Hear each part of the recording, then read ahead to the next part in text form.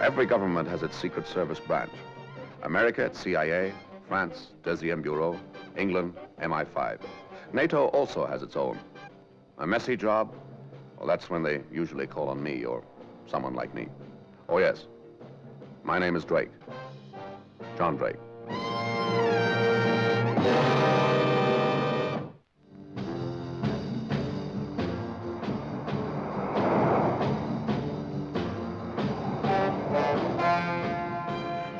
Jackson.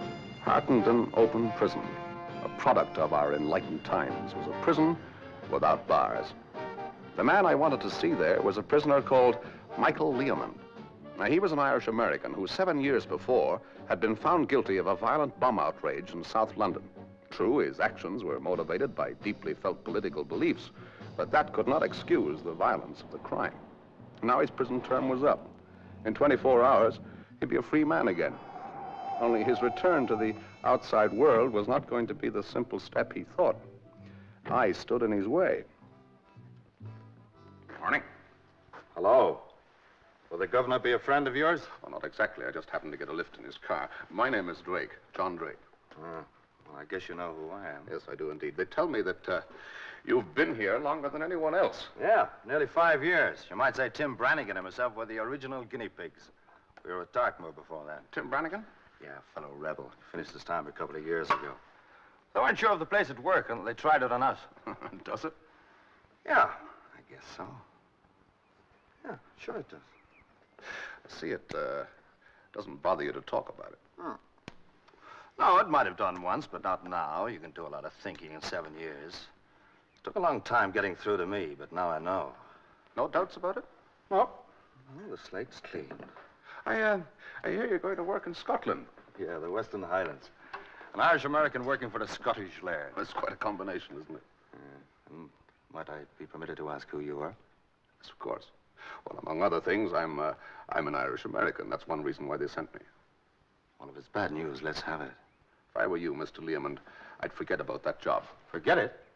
Do you think jobs like that are bedded out like these young shoots? Here, look, I hooked that job myself. Sure the job didn't hook you? Come again? As I understand it, Mr. Learmonth, the government gave you permission to advertise for a post in forestry. Is that correct? Yeah, well, which I'm now qualified. Now, you got only one reply from a Mr. Robert Crawford, who lives in the Western Highlands of Scotland. Oh, well, if you take that job with Crawford, I think you'll find yourself, sooner than you think, back in the same situation that got you in here in the first place. You've got something on Crawford, then? Yes, something, but not enough. Now, I want to go to Crawford's in your place, with your name and background, past and present. Now, the only way I can put on a convincing show is to know everything about you, and the only one who can tell me is you. Where does that leave me? Oh, we'll pay for the privilege. Pay me? Yes, not in money. Another job. One that's really worthwhile. How about it? Well, something tells me I'd be a fool to take any chances. I'll go along with you. You will? I'm obliged, Mr. Learmonth. Next morning, I was aboard the Flying Scotsman, racing across the Firth of Forth.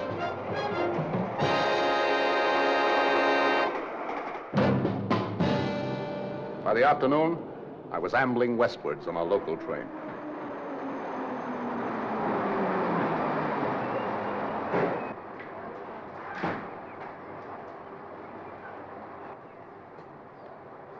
Thank you very much.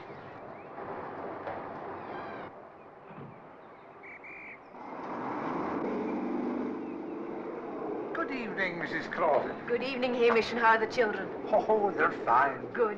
Is my car here yet? No, not yet. Excuse me, would you, are you Mrs. Crawford of Lochdoon? Oh, why, yes. Oh, I'm Learmonth. Oh, how do you do? Your new forestry man. How nice. Didn't your husband tell you about me? I've been away. I migrate in the winter. I only wish I could persuade my husband to do the same. Oh, I see. Well, are you sure you haven't made a mistake? Well, I certainly hope not after coming all this way. Your husband assured me it was going to be a permanent... I'm sure he did, Mr. Learmond. What I mean is a mistake in taking the job. I suppose you know that Loch Doon is at the end of the world. You might as well be living on a rock in the middle of the Atlantic. You can't discourage me, Mrs. Crawford. I like solitude. You surprise me. Oh, where was your last job? In prison. Oh, well, that must account for it then. But you haven't got that look. What look? In the eyes. My father had it. Was he in prison? Yes. Prisoner of war. Oh. Good evening, Mrs. Crawford. Ah, Anders at last. Come along, Mr. Learmond. Thank you very much.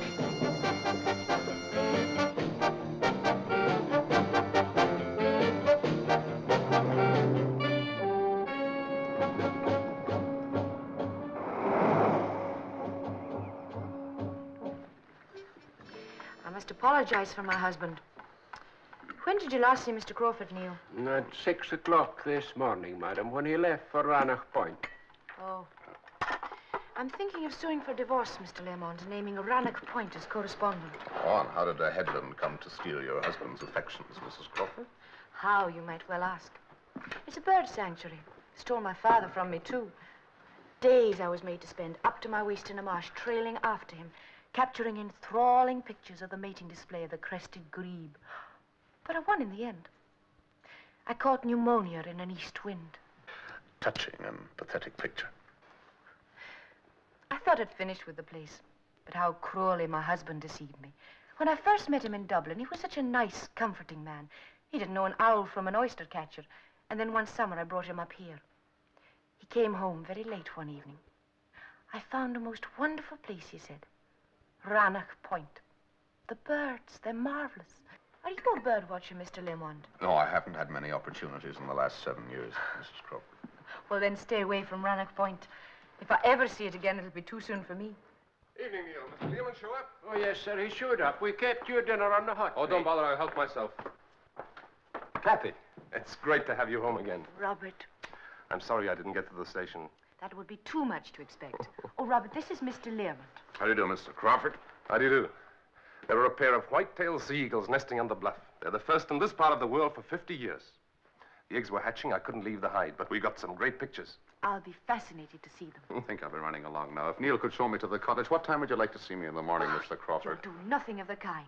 Your first night out of prison, sleeping in a damp cottage all by yourself. You're staying here. You're very kind, Mrs. Crawford. Well, I've had a long day. I'm off to bed. Now, don't be late. Good night, Mr. Learmond. Good night, Mrs. Crawford.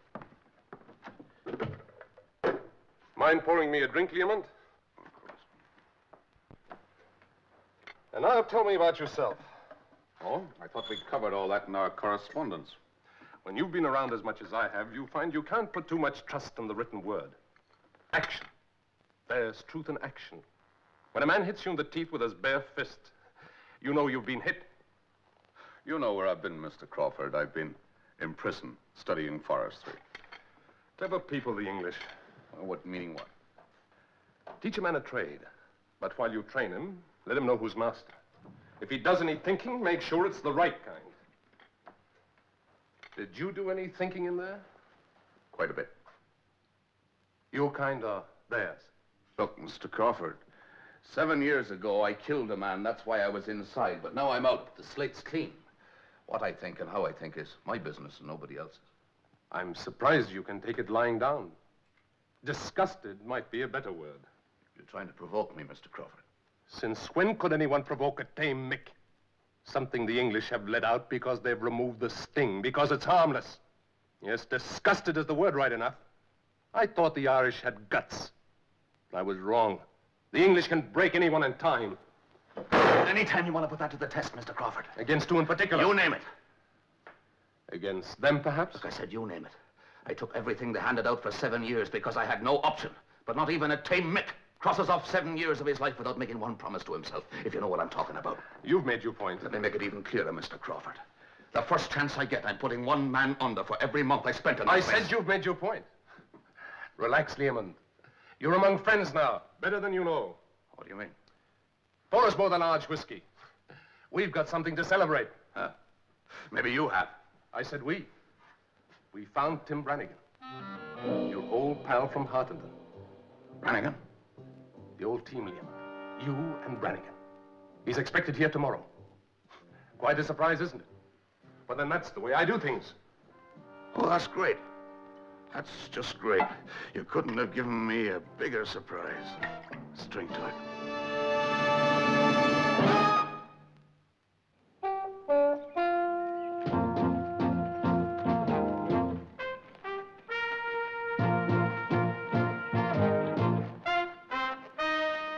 All right. Michael Leomund, Pat Mullins. How you doing? The Michael Leomund. Well, this is a rare pleasure. Have you sighted the trawler yet? Ah, yes, she's on her way in. No more than 2 miles offshore now. Good. We're going to show you some great sights this morning, Leomund. Let's go.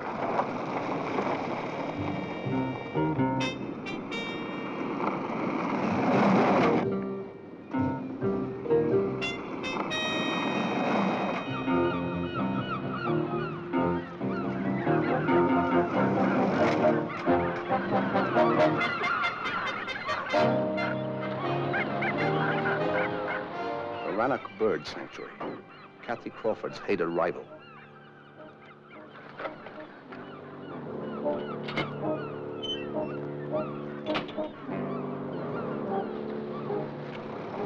The fence was strong and high. The wire was new. Excessive security for protecting the privacy of seabirds. What did it hide? I'd know soon enough now.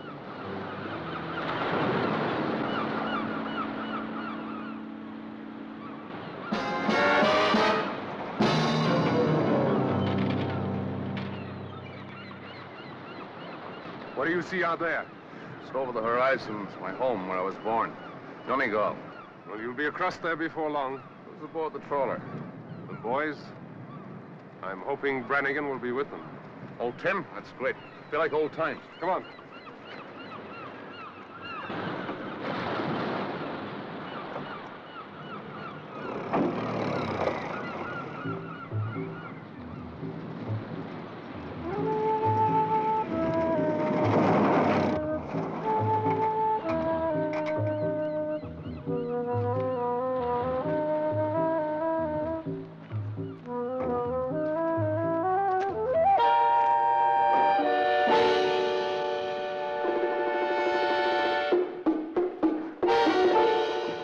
Installed this place during the war. They trained special men here, sabotage units. What's good enough for them is good enough for us. Now then, isn't that a rare and beautiful sight? Oh, boy. Sheer poetry. And there's so much of it, too. Must have cost a fortune. I married a very rich woman, Leomund. Huh? She know about this? Not on your life. And as luck would have it, she's not interested in managing her money, just spending it. So I look after the family fortune. A very nice job you're making of it, too, Robert, my lad. And the Ulster Bank raid last week, now, you wouldn't know anything about that, would you? And the raid in the Curragh at the weekend? Yes. I'm in good company, aren't I? The police are searching the whole of Ireland for the boys. And here they are, safe to eat and sleep their heads in. And plan the next operation. There'll be a show by now. Come on. Was Brannigan with them? How I hope not. I was supposed to be his oldest friend. Ahoy there, Mullins! Is Brannigan there? Aye. Well, then bring him over here. Tell him an old friend wants to meet him. This is quite a day. They say he's a great lad. The best. Come on inside. This calls for something to celebrate. All right? All right.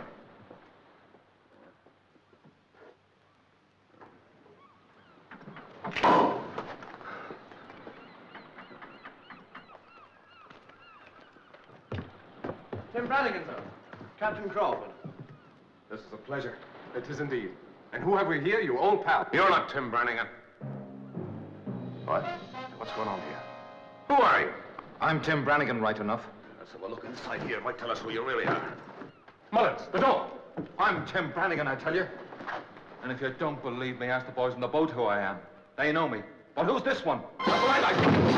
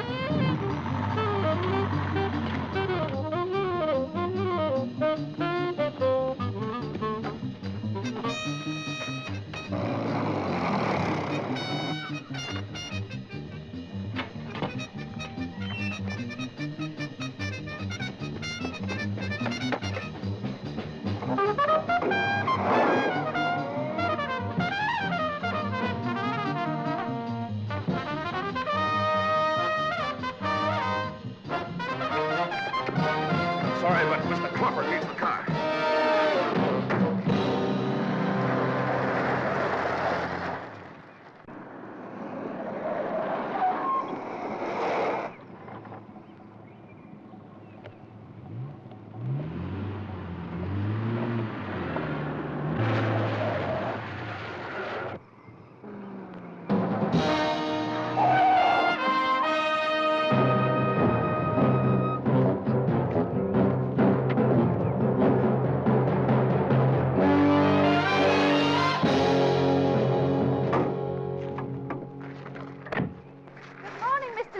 Morning, Mrs. Crawford. Would you give me a hand with these, please? Yes, of course. We're just in time for lunch. Robert, you're back soon. Mr. Learmond is coming to lunch. Oh, that's fine. I didn't want him running off just yet. Running off? Where on earth would he go running to, poor man? I do hope you like the cottage. As a matter of fact, I haven't had a chance to see it yet. Mr. Crawford took me down to Rannoch Point.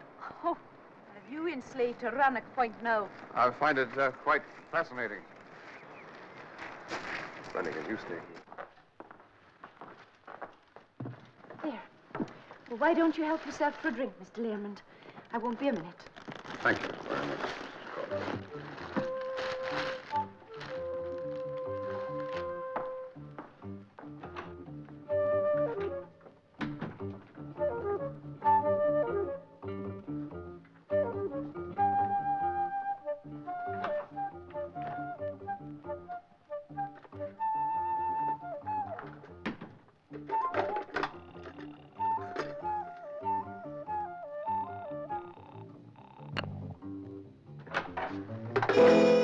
With my compliments. Now walk straight out to the car.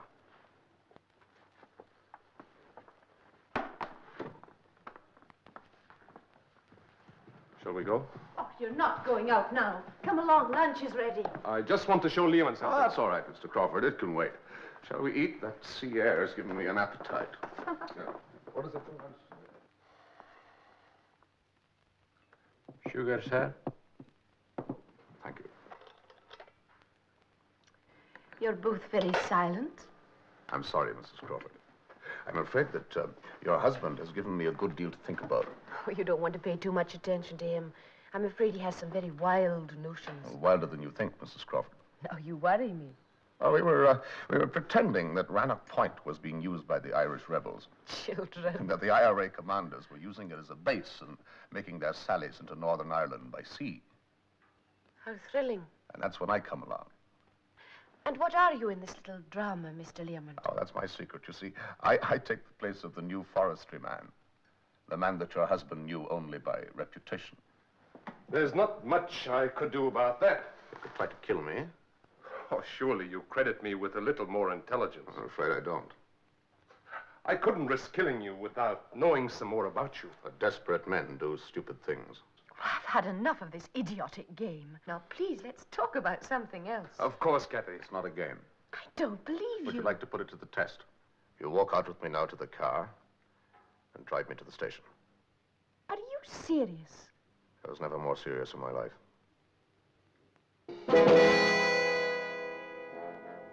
All right, Mr. Learmont. Come on.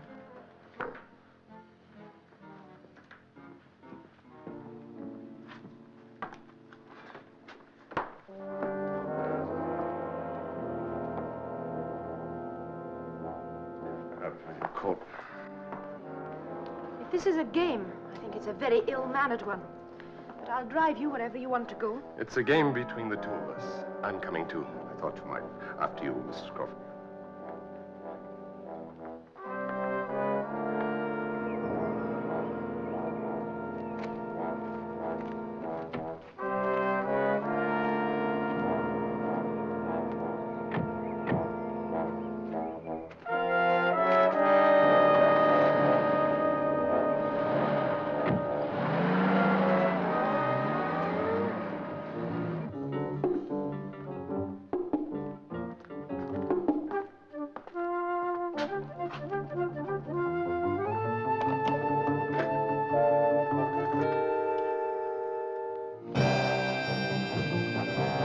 It wasn't the strangest ride I'd ever taken, but it had its own macabre aspect.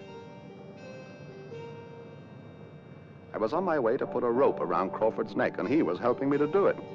There was a catch somewhere. There had to be.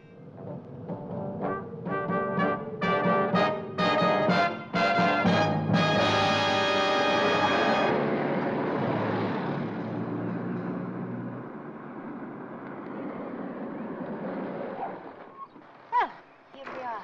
Now perhaps you're satisfied. Thank you, Mrs. Crawford. You saved my life. Now, shall we all go home again? Kathy, you don't understand. Learmont is really taking the trade. That's the idea, isn't it, Learmont? That's right.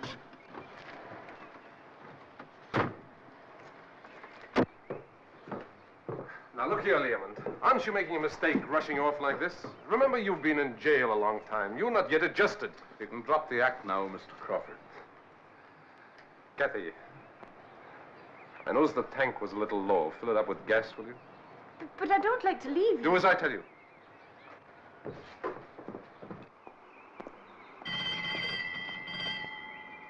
Is that the up train? No, Mr. Crawford. That'll be the express. Thank you.